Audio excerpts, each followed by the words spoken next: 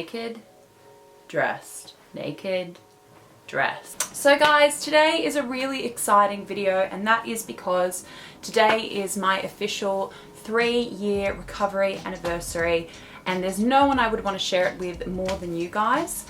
This is a big deal for me because in my very first session with my psychologist 3 years ago to this day, she told me that it would take on average about 3 years without any relapses for me to fully recover from my eating disorder. And 3 years seemed like a frighteningly long, impossible time when it was impossible to get through that first day. How was I meant to do that day after day after day after day for 3 years? And it's here. And I'm not going to say that it went like that because it didn't. There's been some really, really hard times. There's been some fantastic times. There's been some times where recovery has been euphoric. There's been times when it's been the worst thing that I could ever imagine putting myself through. But it was never worse than what I battled through for 6 years and what it was saving me from. And I'm grateful for every single day in those 3 years, and I'm grateful for every single day in however many years I'm allowed to live eating disorder free, which I plan to be for the rest of my life. I looked back yesterday on my old videos because I've told you guys many times this whole channel only exists because I decided to start recording myself more for the purpose of putting it up on Tumblr to share with the recovery community there, because that was the first time I'd ever interacted with anyone who had an eating disorder and found this unbelievable community. And I'll say it for the 1000th time, I honestly believe that Tumblr helped to save my life because I'd never spoken to people who'd been through what I'd been through, who were brutally honest and loving and accepting and encouraging, even when they were in the depths of the most heinous mental illness. They were so generous and so accepting to me, and that's part of the reason why I get very, very upset when people try to sort of put forward that there is a stereotypical mindset behind eating disorders that is selfish or superficial or vain, because that's never been my experience with anybody who is bravely trying to overcome this thing, and that's you guys. I am so proud of the subscribers here. I'm so proud of the communities that I'm a part of online, because they're truly some of the best people I've ever met. Looking back on that video, it really struck me how far I've come in regaining a sense of who I am since then. I'm shocked by how quiet I am, how low my voice is, and how hesitant I am, because particularly people who know me in real life know that's not exactly any of my character traits anymore, and that's not what I was like before I had my eating disorder. I was always, you know, cracking jokes and had an opinion a minute and was involved in my friendships and my relationships and was excited about life and goals. And for 6 years I wasn't like that at all. I completely shut down emotionally. I had no room for anything else other than focusing on my eating disorder and controlling my weight.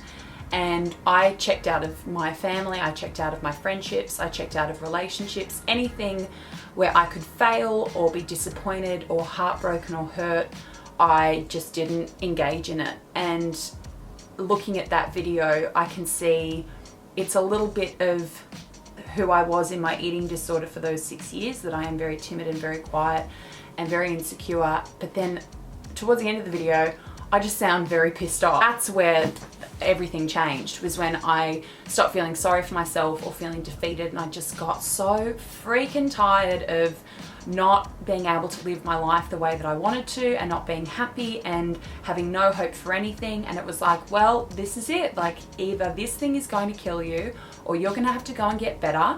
And the idea of losing another second to it made me so freaking angry, and everything that had happened to cause where I ended up emotionally and mentally, and it all just came to a boiling point. And I kind of just, I forgot to be scared and picked up my keys and got in the car and went and saw Kate, my fabulous psychologist, and I don't regret any of it.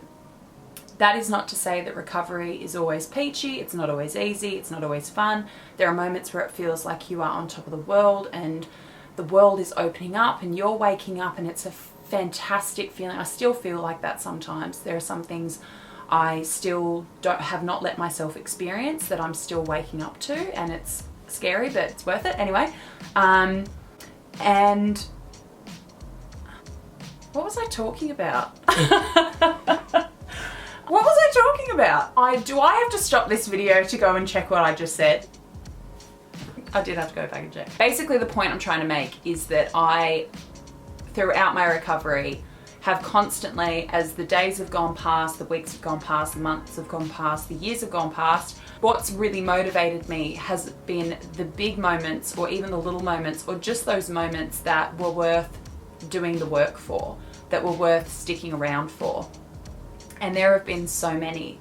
Big one being my sister getting married. Big ones have been the traveling that I've done, the people that I've met, and the experiences I've had with my family and my friends, whether they're little experiences, whether it's Christmases or going away with my mum to Bali or whatever it is. Those things that, had I lived and still been sick with my eating disorder, I wouldn't have been able to enjoy. Things that I could have missed out on if my eating disorder eventually just got the better of me and I just wasn't even here anymore. And I look back on those things now, and part of me is very, very sad at the thought of not being here for them. But the other part is just so immensely grateful that I didn't let it go on for more than 6 years. I already missed out on so much. I already risked losing so much. I don't have time to look back and feel ashamed and regret those things that I didn't get to enjoy and those things I didn't allow myself to do. I don't have time to feel ashamed because I've got too much to make up for. I know that you guys are always concerned about the fact that you've missed out on so much and how do you get past that shame. We're going to go into that in next Wednesday's video. But if you can't stay stuck in the past, because you're just going to miss out on more. The more you feed that shame spiral, the deeper it gets set in, the harder it is for you to get out of it and start living your life. Who gives a shit? Yes, you've missed out on stuff. So what, you've missed out on things. So what, you haven't been able to enjoy them the way that somebody who is well could enjoy them. That is not your fault. This is about as much your fault as it is somebody who misses out on things because they have cancer. The point is now to get better. The point is now not to miss out anymore. The point is to try. The only way out of this thing is through. It's facing up to some very ugly stuff, some very ugly feelings, some very ugly, dark parts of your past that have contributed to your illness and your sickness. And it's not always fun. It's not always pretty. Sometimes the work is really hard and it's really boring.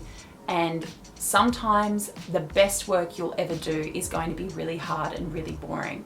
Those things that are worth building or fixing or creating are not just this series of fantastic Disney-esque moments of success and absolute winning 24/7. It's a hard, boring slog sometimes, but it is the best work that you'll ever do. I am not ashamed of my eating disorder. I wouldn't be here talking to you guys and putting things on Instagram and talking about it on my Facebook with people who actually know me in real life if I was ashamed of it. I'm not ashamed of it. This is one of my greatest achievements because a lot of people don't have the opportunity to beat this thing.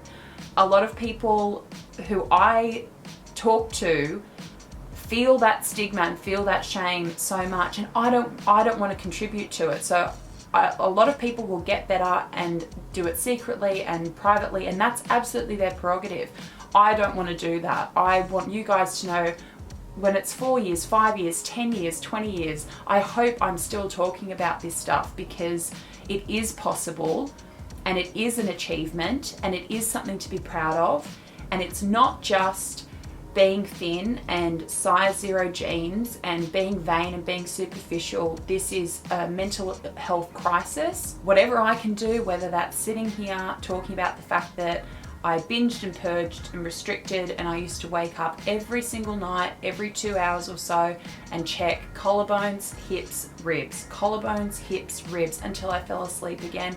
If I have to talk about all of the nitty-gritty parts of it, but then also talk about the fact that this is something that can be beaten, then we're going to keep talking about it. And you guys keep talking about it, because we're now talking to each other. And I love that about this channel, that this is interactive, that we are a community, that we care for each other and encourage each other. So the only way out is through. I made no notes for this video. You can probably tell. I just thought I'd sit here and ramble at you guys because, yeah, today was not going to be a structured video. I just wanted to talk to you and sort of reintroduce myself as well. I haven't done this setup for a little while. It's just as amazing and professional as ever. Look at the improvements I've made. But I just wanted to chat to you guys, and I will be back this Wednesday with a video talking about the element of shame in dealing with an eating disorder, and even when you're going through recovery. I know that that's something that's really a topic that you guys want to talk about, so that's what we're going to be talking about this Wednesday. If you like this video, give it a thumbs up. If you haven't already, remember to hit subscribe. Coincidentally, we're just about to hit 3,000 subscribers. 3 years, 3,000 subscribers. So that's incredibly exciting. That's really grown quite substantially recently, even though there hasn't been a lot of activity here, for which I'm very grateful that you guys are still around and people are still finding this channel and yeah, just finding something worth subscribing to. And there will be more to come for you guys. So like, subscribe, come and find me on Instagram and Twitter under What Mia Did Next. All those links in the description box below. If you want to watch that first video that I was talking about, even though it's even more poorly edited and poorly shot than this video, can you believe it? It was done on an iPad. Then you can go and check that out. I'll pop that in the description box as well. So guys, I will see you this Wednesday. In the meantime, as always, much love and take care. Bye guys.